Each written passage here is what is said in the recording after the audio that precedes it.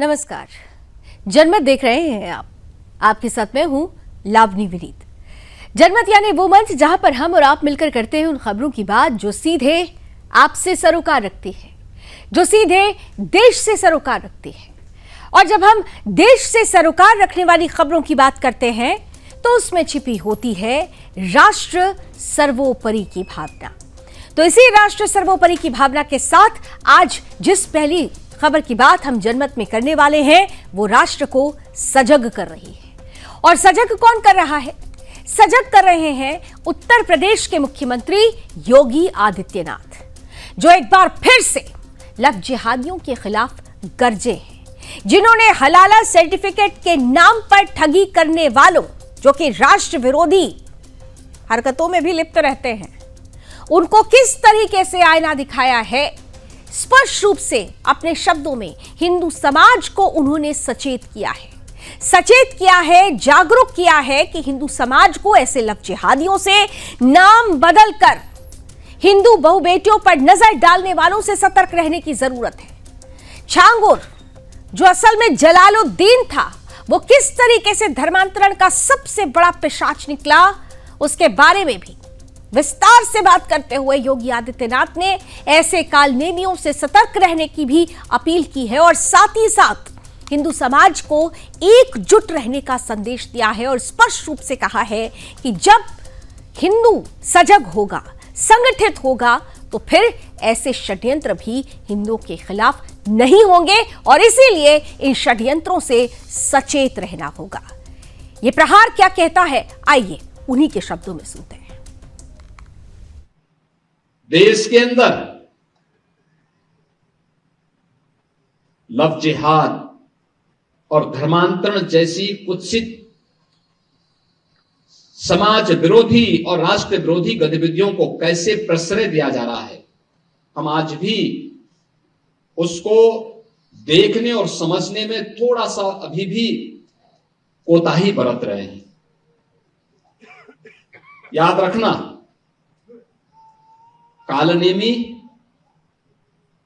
ताड़का और सुड़पंखा, ये तीन जो पात्र हैं रामायण कालखंड के, इनकी प्रासंगिकता समाज तोड़ने के बारे में वह हर युग में रही है और वह हर युग में उस रूप में अपनी मौजूदगी से अपने षड्यंत्रों को अंजाम देने के लिए तैयार करते रहे।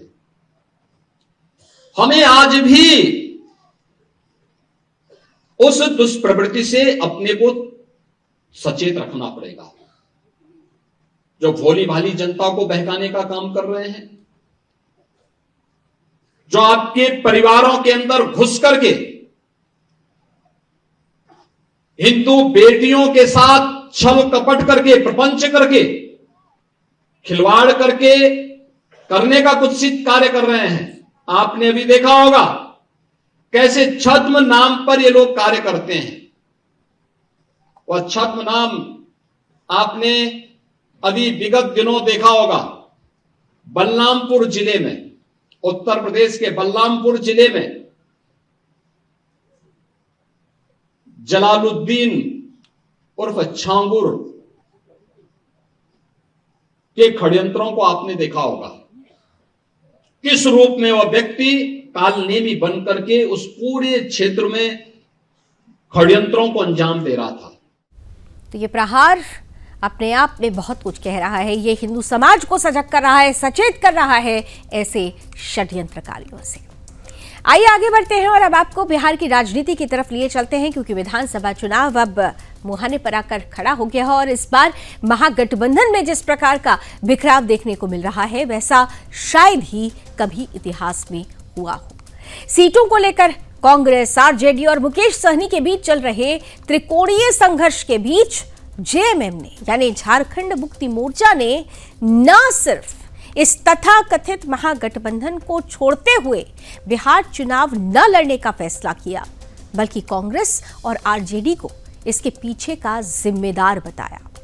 चेतावनी दी सो अलग। झारखंड की जेएमएम सरकार में मंत्री सुदिव्य कुमार ने कहा, झारखंड मुक्ति मोर्चा जैसा एक बड़ा राजनीतिक संगठन बिहार के चुनाव में भागीदारी नहीं कर पा रहा है।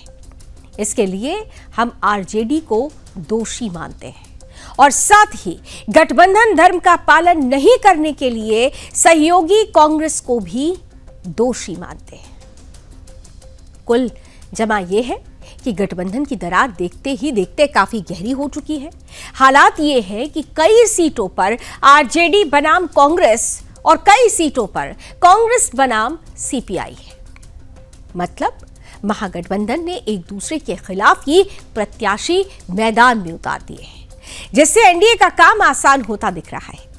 कांग्रेस का कहना है कि बिहार में जेएमएम का कोई संगठन नहीं है, लेकिन आरोप प्रत्यारोप और वाद विवाद के बीच सच तो यह है कि महागठबंधन वेंटिलेटर पर आ गया है। इन सब के बीच आरजेडी अपने 143 यानी 143 प्रत्याशियों की घोषणा करके किनारी हो गई है। 143 प्रत्याशियों के नामों की घोषणा हो चुकी है और इससे उम्मीद भी बहुत कम है कि चुनाव प्रचार में महागठबंधन के बड़े नेता एक मंच पर नजर आए। प्रतिक्रिया का दौर तेज है, लेकिन इन सब के बीच ये कहा जा रहा है कि 23 तारीख का दिन बेहद खास होगा, जब 23 तारीख को महागठबंधन के सभी चेहरे एक प्रेस कॉन्फ्रेंस कर सकते हैं, सूत्र ये कह रहे हैं। लेकिन उससे पहले की जो तस्वीरें आ रही हैं वो अपने आप में सवाल खड़े कर रही हैं कि आखिर क्या महागठबंधन की गांठ में ही दरार आ चुकी है? क्या महागठबंधन गांठ हो चुका है? किस तरीके से इस पर विभिन्न प्रतिक्रिया दिन भर आती रही, आइए आप ये भी सुनिए। देखिए, जो असमंजस और भ्रम की स्थिति पैदा हुई और उसके लिए जो दोषी हैं, हमारे कल माननीय मंत्री ने भी विस्तार पूर्वक समझाया, बताया कि राष्ट्रीय जनता दल के द्वारा और कहीं न कहीं कांग्रेस भी को भी दोषी हम मानते हैं कि हमें वहां पर उचित स्थान नहीं मिला। देखिए, हम तो बहुत पहले इस बात की चर्चा किया है कि कांग्रेस और राजद या इंडिया के जो लोग गठबंधन में हैं, सब अपने निजी स्वार्थ से हैं। उनको न राजभक्ति न देशभक्ति से कोई मतलब नहीं है और जहां निजी स्वार्थ की बात आती है वहां पर डिफरेंसेस होगा ही। और वही आज वो लोग आज तक के क्लियर न हो गए, अब कहते हैं फ्रेंडली हम लोग चुनाव लड़ रहे हैं कई एक सीटों पर। ऐसा कभी होता है? अब देखिए, जो भी वो करना चाहे ये उनका अधिकार है कि इन्हें वो उम्मीदवार नामित करें, लेकिन महागठबंधन जैसे किसी गठबंधन का अस्तित्व तो नहीं बचा है। अब लगभग 15 सीटों पर इनका आपस में घमासान है और मुकेश सहनी जैसे नेताओं के लिए तो निसंदेह ये एक जो लंबी लंबी बातें वो कर रहे थे, खुद के लिए अस्तित्व संकट का समय शुरू हो गया। उनके ना करने के बाद उनके भाई ने नामांकन किया था। वीआईपी कितनी सीट पर लड़ेगी, लेफ्ट कितनी सीट पर लड़ेगी, कांग्रेस कितनी सीट पर लड़ेगी और 143 सीट्स पर यूनिलैटरली बिना किसी से पूछे आरजेडी ने प्रत्याशी उतार दिए हैं। यहां पर चेहरा कौन होगा ये भी क्लियर नहीं है, एजेंडा क्या होगा ये भी क्लियर नहीं है। तेजस्वी जी अपना नाम आगे करते हैं, राहुल गांधी ओवर रूल कर देते हैं। तो एक तरफ मिशन विशन है एनडीए के साथ और दूसरी तरफ केवल कंफ्यूजन है, केवल डिवीजन है और अपना अपना एम्बिशन है। तो बीजेपी कह रही है डिवीजन है और अपना अपना एम्बिशन है, लेकिन इन सब के बीच महागठबंधन ये कहने की कोशिश कर रही है, कहने का प्रयास कर रहा है कि हम सब एक हैं। लेकिन जिस तरीके की तस्वीरें आ रही है, जिस तरह से फ्रेंडली फाइट की बात हो रही है, वो अपने आप में बड़ा सवाल खड़ा कर रहा है कि आखिर इस तरीके की फ्रेंडली फाइट से क्या महागठबंधन बिहार की सत्ता में काबिज हो पाएगी? बिहार की सत्ता उसके हाथों में आएगी? जब अपने ही नहीं संभल रहे हैं तो फिर बिहार की जनता को एकजुट करने का ये संदेश महागठबंधन कैसे दे पाएगा? ये अपने आप में बड़ा सवाल है। सवाल कुछ और भी है। सवाल ये कि क्या अब गुरु को सम्मान देना भी गुनाह है? सवाल ये है कि क्या अब इंसानियत से बड़ा मजहबी ठेका हो गया है? क्या अब कश्मीर की बेटियों को भी कट्टरपंथ के खौफ में जीना होगा? दरअसल दक्षिण कश्मीर के अनंतनाग से एक खबर आई। ये खबर जो सिर्फ एक लड़की की नहीं है, बल्कि ये उस पूरे समाज की तस्वीर है जहां एक नाबालिग मुस्लिम बच्ची ने अपनी हिंदू टीचर को सम्मान में गले लगाया और इसी तस्वीर को, इसी गले लगाने को इस्लामिक कट्टरपंथी बर्दाश्त नहीं कर पाए। इस्लामिक कट्टरपंथियों को यह बात इतनी चुभी कि उन्होंने इस नाबालिग मुस्लिम बच्ची को बलात्कार और हत्या की धमकियां देनी शुरू कर दी। सोचिए, एक बच्ची जिसने मासूमियत में अपने गुरु का सम्मान किया, वो अब जिंदगी और मौत के बीच डर के साए में जूझ रही है क्योंकि कट्टर इस्लामिक मानसिकता को उसका ये चेहरा पसंद नहीं आया। और शर्म की बात तो यह है कि इस डर के माहौल में कुछ स्कूलों ने उस हिंदू टीचर को ही ब्लैकलिस्ट कर दिया, मानो अपराध गुरु ने नहीं, गुरु का सम्मान करने वाली बच्ची ने किया हो। यह सिर्फ एक घटना नहीं है, यह कश्मीर की बेटियों की चीख है, यह उस सोच पर तमाचा है जो लाइक और व्यूज के लिए एक बच्ची की जिंदगी को खेल बना देती है। क्या यह इस्लाम सिखाता है कि बच्ची को धमकाओ? क्या यह इस्लाम सिखाता है कि गुरु का सम्मान मत करो? क्या मजहब के ठेकेदार अब बेटियों की अस्मिता तय करेंगे? और क्या भारत का कानून इन दरिंदों पर शिकंजा कसेगा या चुप रहेगा? क्योंकि यह सिर्फ एक गले लगाने की कहानी नहीं है, यह भारत की आत्मा पर कट्टरपंथ के वार की कहानी है, जहां पर सवाल सीधा है कि बेटी की मासूमियत पर मजहबी जहर आखिर कब तक हावी होता रहेगा। ये वो लोग हैं जिन्हें गला काटना तो जायज नजर आता है, लेकिन गले लगाना ये हराम कहते हैं। तो सवाल यही है कि ये कैसा ईमान है? बच्ची किस कदर डर के साए में है, उसकी मां किस कदर अपनी बच्ची की जान की दुहाई दे रही है, उसके लिए न्याय मांग रही है, परिवार कितना दहशत में है, आइए उन्हीं के शब्दों में देखिए। इवन मैंने यही से आप लोगों को अप्रोच किया कि प्लीज मेरी वॉइस आगे करें, मैं अपने हक के लिए बात करना चाहती हूँ। मेरी मदर है, इन्होंने मुझे बहुत ज्यादा सपोर्ट किया, मुझे मेंटल स्ट्रेस से बाहर निकालने के लिए इनका मुझे बहुत ज्यादा सपोर्ट मिला। देखिए, सबसे पहले मैं ये बात कहना चाहूंगी कि मैं फिजिक्स वाला की स्टूडेंट नहीं हूँ, इवन मैं ऑनलाइन स्टूडेंट हूँ। मैं अपने मेंटर से मिली, मैं 4 साल से ऑनलाइन क्लासेस दे रही हूँ, वो मेरे लिए फादर के समान है। इवन के हदीस में आया है, जो टीचर होता है वो बाप, रूहानी बाप के समान होता है। मैं जज्बात में आई, चलिए मैं मानती हूँ मुझसे गलती हो गई, उसके लिए मैं अब माफी मांग रही हूँ, अपोलोजाइज कर रही हूँ। लेकिन जो ये छोटे मोटे इन्फ्लुएंसर्स, इवन अब बहुत सारे चैनल्स ने मेरी वीडियो अपलोड की है, फेस ब्लर नहीं किया है, मेरा फेस एक्सपोज किया है, उन सब ने ये बहुत ज्यादा गलत किया। दीन क्या कहता है, किसी लड़की से गलती हो जाए उसको पर्दा करना चाहिए, ना कि उसको बदनाम करना चाहिए, उसकी इज्जत पे आंच नहीं आने देनी चाहिए थी। इन्होंने उसके बावजूद मेरे ऊपर से पर्दा हटाया, मुझे बहुत ज्यादा मेंटल स्ट्रेस दिया। Even I try to suicide many times. मेरी मदर ने मुझे रोका। मैं इस मेंटल स्ट्रेस में मतलब बर्दाश्त ही नहीं कर पा रही हूँ, इन लोगों ने मेरे साथ क्या किया। मुझे इंडियन कॉन्स्टिट्यूशन पे बहुत ज्यादा भरोसा है, वो उनके खिलाफ स्ट्रिक्ट एक्शंस लेंगे जिन्होंने भी ये मेरी वीडियो अपलोड करी है। मैंने कहीं ज्यादा इन्फ्लुएंसर्स को यही से टेक्स्ट की कि मुझसे गलती हो गई, चले मैं मानती हूँ। उन्होंने वीडियो डिलीट करी, इंस्टेड मेरे बोलने के बाद दूसरी वीडियो अपलोड की कि इस लड़की ने अपोलोजाइज किया, उसके बाद ही हमने ये वीडियोस डिलीट करी। इवन एक लड़की ने मुझे ब्लैकमेल किया, बोला जो करना है कर लो, मैं फेस कर लूंगी। मैंने उसको समझाया, बहन मुझसे गलती हो गई, तुम भी एक लड़की हो, क्यों मेरी इज्जत खराब करने पे आई हो। उसने वहां से बोला मैं फेस कर लूंगी, जो करना है कर लो, धमकी दी मुझे, वहां से ब्लैकमेल किया। बहुत ज्यादा स्ट्रेस मिला। इवन मेरे पेरेंट्स कुछ ना खा रहे ना पी रहे, इनको भी बहुत ज्यादा स्ट्रेस मिल रहा है। मुझे नहीं पता है, कंटेंट के लिए, लाइक्स के लिए, मतलब कुछ भी कर सकते हैं ये लोग, किसी लड़की की इज्जत खराब कर रहे हैं, मेरा पूरा कैरियर खराब कर रहे हैं। मैं इतने स्ट्रेस में आ गई थी तो मैंने सोचा था मुझे पढ़ना ही नहीं है अब। इवन मैं बाहर भी नहीं निकल पा रही हूँ। मैं सोच रही हूँ कि कैसे इन्होंने मेरी इज्जत खराब की, चंद लाइक्स के लिए, चंद कमेंट्स के लिए। जो मुझ पर गुजरी है वो तो एक बच्ची की माँ ही जान सकती है, और कोई नहीं जान सकता है।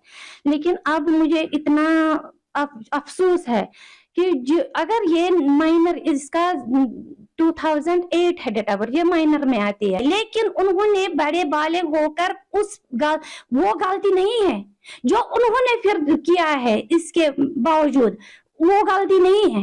अब मैं यही चाहती हूँ कि अगर ये माइनर होकर इसने ये गलती की है, अब उन्होंने मतलब बड़े होकर वो गलती की है, उसके खिलाफ मुझे एक्शन। तो सवाल बड़ा है कि क्या गुरु का सम्मान करना इस्लाम में जायज़ नहीं है? क्योंकि जिस तरीके से सम्मान में ये इस बच्ची ने अपने गुरु को गले लगाया और कह रही है कि वो मेरे पिता तुल्य है, तो फिर पिता पुत्र की इस संबंध को भी किस नज़र से देखा जा रहा है और किस तरीके के डर के साए में इस बच्ची को रहने के लिए मजबूर होना पड़ रहा है। उसे जो गलती नहीं है उसे भी उस बच्ची को गलती कहने पर मजबूर किया जा रहा है। एक माँ किस तरह से अपनी बच्ची की जान के लिए भीख मांग रही है, ये अपने आप में बड़े सवाल है। और सवाल बड़ा यही है कि इस्लाम में वाकई जो लोग सर तन से जुदा है कहते हैं उनके लिए क्या है, और जो गले लगाते हैं, जो प्रेम की बात करते हैं, उनके लिए क्या है। बता रही कि किस तरीके से इस देश में उनसे तो प्यार किया जा रहा है जो देश विरोधी गतिविधियों में शामिल रहे हैं, लेकिन जो देश के लिए अपना सर्वस्व न्यौछावर कर रहे हैं उनसे कैसे नफरत हो रही है। जी हाँ, यही है खबर। दरअसल कर्नाटक सरकार ने राष्ट्रीय स्वयंसेवक संघ की गतिविधियों पर रोक लगाने के लिए नियम बनाने का फैसला किया है। इन गतिविधियों में सड़कों पर मार्च करना, सार्वजनिक और सरकारी स्थलों पर कार्यक्रमों का आयोजन करना शामिल है। प्रदेश कैबिनेट ने यह फैसला सूचना एवं जैव प्रौद्योगिकी मंत्री प्रियांक खड़गे द्वारा मुख्यमंत्री सिद्धारमैया को लिखे गए पत्र के कुछ दिनों के बाद लिया है। दरअसल इस पत्र में प्रियांक ने संघ और उससे जुड़े संगठनों की गतिविधियों पर प्रतिबंध लगाने की मांग की थी।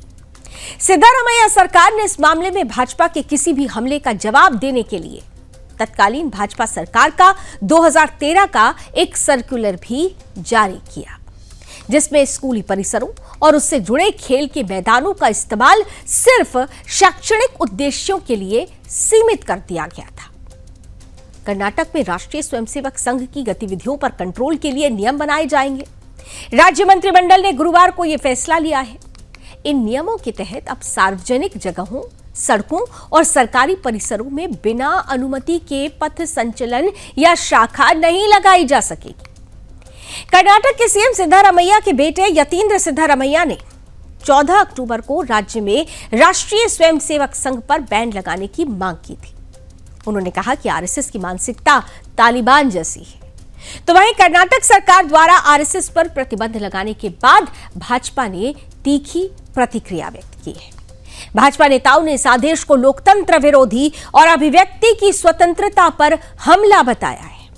उन्होंने आरएसएस को एक देशभक्त संगठन बताया और कहा कि प्रतिबंध से संघ की विचारधारा और मजबूत होगी।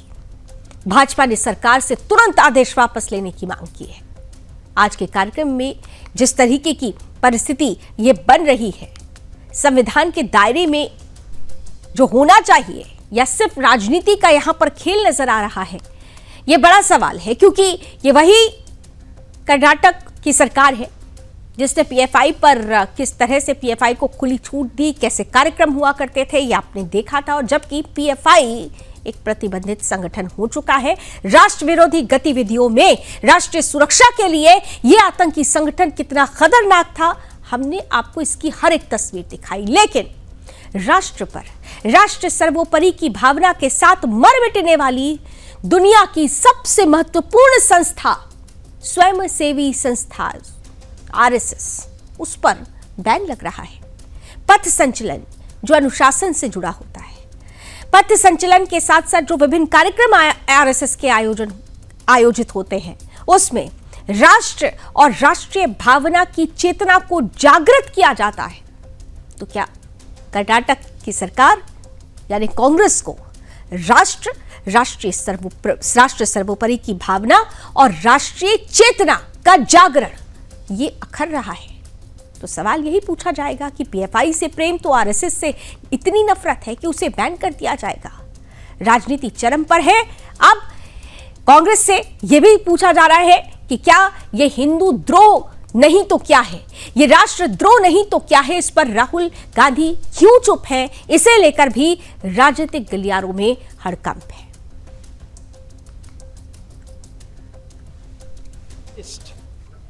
The Indian flag for 52 years, and on Independence Day, if Modi ji is going to praise the RSS, he is doing great injustice to the chair he is occupying, and is insulting the Indians who fought for the freedom struggle and the current generation as well.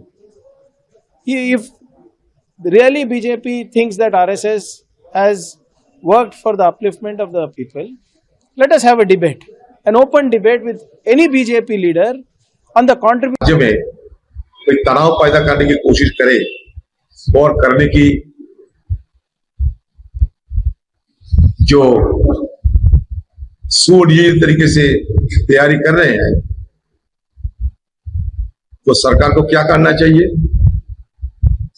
तनाव बंद करना और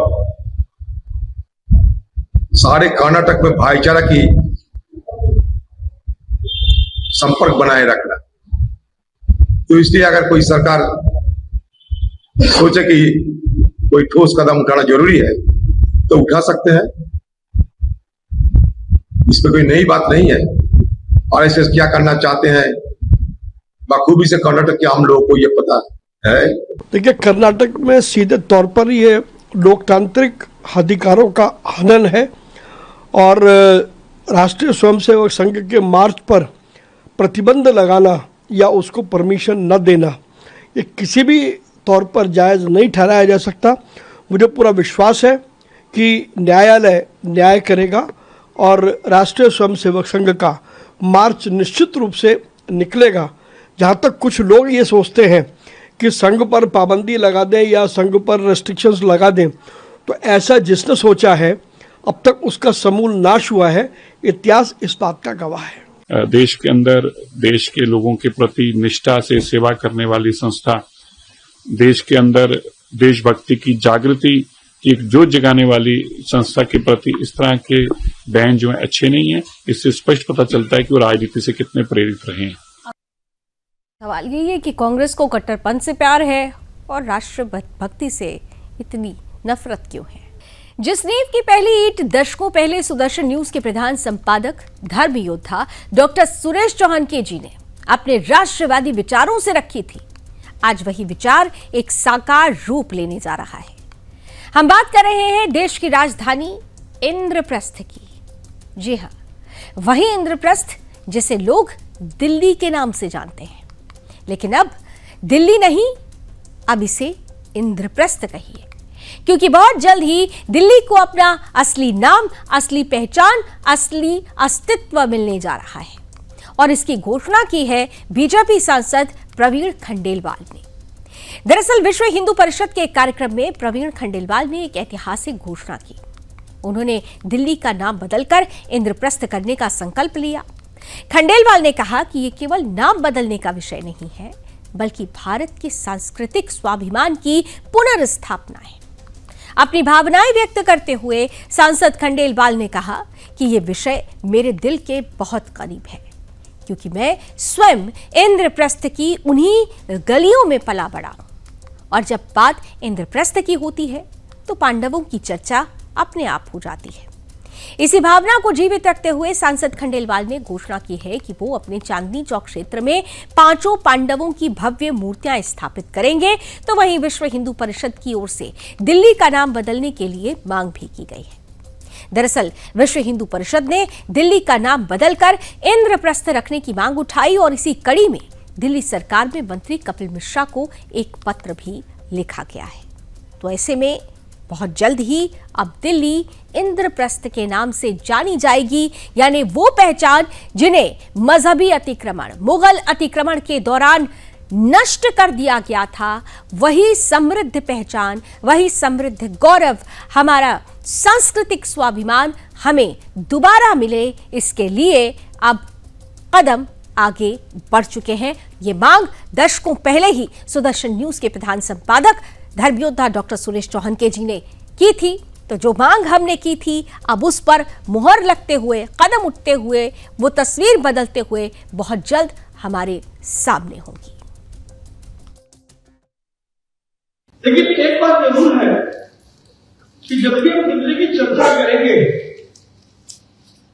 तो पांडवों की चर्चा हमें अवश्य करनी पड़ेगी। बिना पांडवों की चर्चा किए इंद्रप्रस्थ की चर्चा नहीं होगी।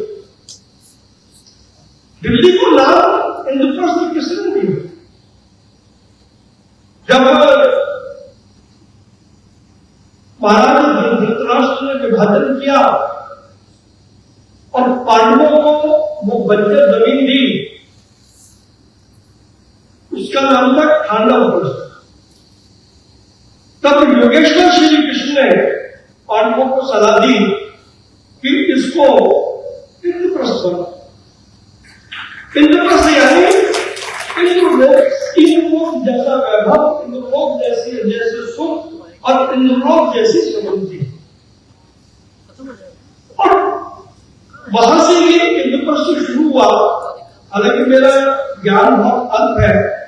अभी आदरणीय विनायक राव जी ने मैं देख रहा था, कागज था, कुछ था, और एक्सट्रीम वो आंकड़ों के साथ अपनी बात कह रहे थे। तो उतना ज्ञान तो मेरे पास नहीं है, लेकिन थोड़ा बहुत मुझे शौक है, तो मैंने थोड़ा बहुत जो ज्ञान अर्जित किया। तो पांडवों के साथ तो हमें न्याय करना पड़ेगा यदि इंद्रप्रस्थ की बात करनी है। आज दिल्ली में एक भी युधिष्ठिर चौक नहीं, आज दिल्ली में एक भी अर्जुन के नाम पर कुछ नहीं, महाबली भीम के नाम पर कुछ नहीं। जब तीनों के नाम पर कुछ नहीं है तो नकुल और सहदेव के नाम पर तो कुछ होने का प्रश्न है। तो मैं आपको ये जानकारी देना चाहता हूं कि जब मैं सांसद बना और ये इंद्रप्रस्थ की बात कहीं ना कहीं मेरे चुनाव से पहले मेरे दिमाग में थी।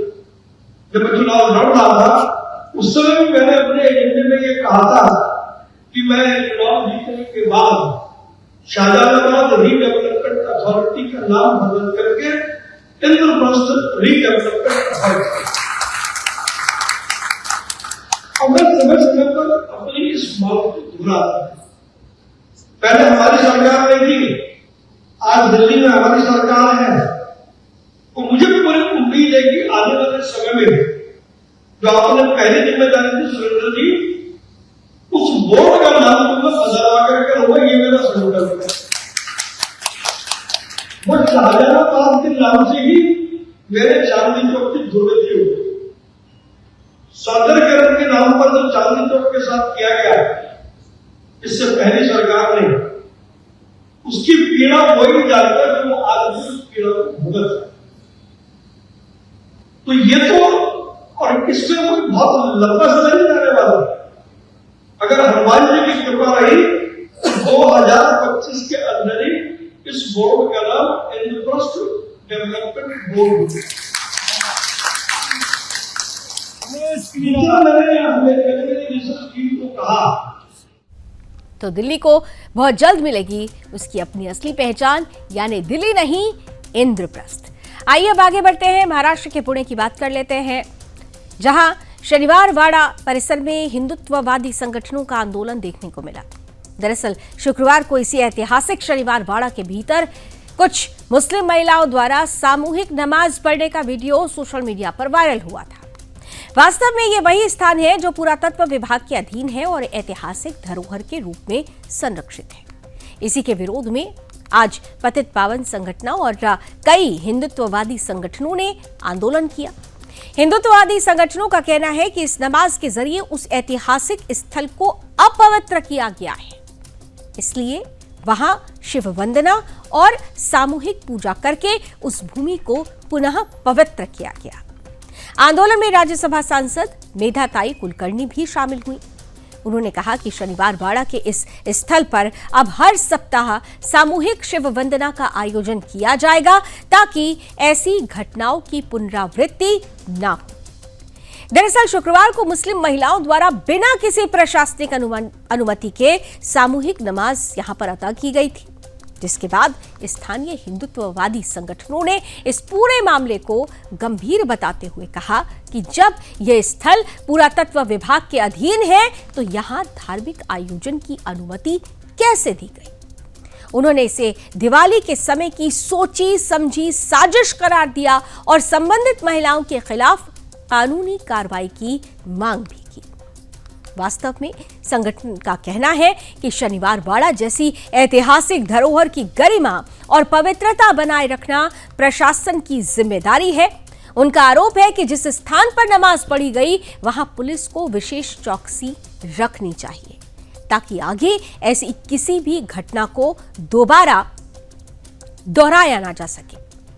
और हमारे संवाददाता जब यहां पर पहुंचे तो उन्होंने ग्राउंड पर क्या पाया, आइए उन्हीं की ये रिपोर्ट भी देखिए। पुणे का गौरवशाली इतिहास शनिवारवाड़ा देख रहे हैं कि किस तरह से यहाँ पे जो लैंड जिहाद का मामला सामने आया था, तो कुछ लोग हैं अपने साथ, इनके माध्यम से कहा जा रहा है कि यहाँ पे जो लैंड जिहाद हुआ है, लैंड जिहाद के माध्यम से यहाँ पे जो जमीन है वो जमीन कुछ काबिज करने का काम यहाँ पे चल रहा है। किस तरह से देख रहे हो कि यहाँ पे लैंड जिहाद का मामला सामने आया? आता एक इसमें एक बात ये है, परसों के दिन यहाँ पे नमाज पठन हुआ। क्यों हुआ? यहाँ पे 200 गज पे एक दरगाह है, दरगाह में जाके महिला नमाज पठन कर सकती है। आपको मालूम है दोपहर को 1:30 बजे नमाज होती है, दोपहर को 1:30 बजे आप जाके वहाँ पे नमाज कर सकते हो ना, नमाज अदा कर सकते हो। नमाज के लिए हमारा विरोध नहीं है, इधर नमाज पढ़ा इसके लिए विरोध है। और बात ये है कि आज आप राम जन्मभूमि का देखोगे तो राम जन्मभूमि के इधर क्या करना पड़ा, राम जन्मभूमि नया मंदिर बनाने के लिए, आप सबको मालूम है। और एक बोलते हैं ना कि यहाँ आज नहीं आप बताओगे तो अगले 100 साल के बाद कोई तो भी उठेगा और बोलेगा यहाँ पे मस्जिद थी। इसके लिए ये विरोध करने के लिए आज हिंदू संगठनों ने पूरा आंदोलन किया और जो था वो उत्तर दिया। आप जब यहाँ पे आते हो, हर दिन आते हो या बीच बीच में आते हो, तो आजू बाजू में 10 मस्जिद भी, फिर भी क्यों कारण है कि इसमें आगे जाके नमाज पठन करने का? यही तो बात है ना, मैंने बात यही की कि आपको जब आप मालूम है कि आज 2 बजे आपको खाना खाने का है, तो आप क्या करते हो, टिफिन साथ में लेके आते हो, ऑफिस छोड़ के आप टिफिन खाने को जाते हो। वैसे इनको मालूम है ना कि 200 गज पे यहाँ पे दरगाह है, यहाँ पे नमाज पढ़ने की जगह है क्या? ये यहाँ पे शौर्यवाड़ा हुआ है, ये अपना वैभव है पुणे का। यहाँ पे क्या करना चाहिए, कैसे करना चाहिए, इसके लिए आपने भी थोड़ा सा ये करना मांगता है ना। हिंदू कभी ऐसा करता है कि मस्जिद में जाके, हाँ चलो मैं मस्जिद से जा रहा हूँ, मैं मस्जिद से जा रहा हूँ और मैं अभी इधर चला हूँ और अभी 2 मिनट के रुके मस्जिद में जाके आरती करता हूँ, ऐसा होता है क्या?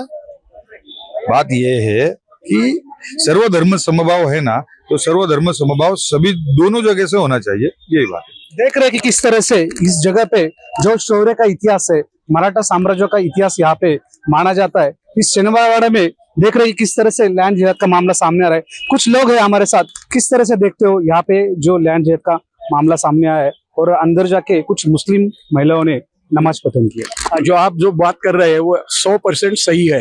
ये लैंड जिहाद का और साइकोलॉजी का, यानी कि मेंटल प्रेशर देने का, और दूसरी बात ये है कि इनके ऊपर, हिंदुओं के ऊपर हमेशा प्रेशर रखने का, ये एक बड़े कॉन्स्पिरेसी का मुझे तो हिस्सा लगता है जो वर्ल्ड वाइड चल रहा है। तो किस तरह से देख रहे हैं कि यहाँ पे दरगाह भी है, जो मजार भी यहाँ पे लगी हुई है, तो मजार कब से है, आपको कुछ पता है? अच्छा, मजार तो वैसे बोले तो उन्होंने जो बैनर लगाया है वहां पे, तो वहाँ हिजरी सन उन्होंने लिखा है, तो उसके हिसाब से जो कन्वर्शन किया तो वो 1819 का आता है, 29 का आता है। तो 18 से 29 का उनके कहने के हिसाब से मुताबिक उनका उन्होंने मजार रखा है। लेकिन जो गैजेट ईयर है वो 1936 के गैजेट में उन्होंने पहले बार जिक्र किया है उसका। इस तरह से जो यहाँ पे नमाज पठन करके जो इस जगह का लैंड जिहाद के और यहाँ पे चल जा रहा है, देख रहे हैं कि किस तरह से और भी लोग हमसे जुड़े हुए, इनसे बातचीत करेंगे। किस तरह से देखते हो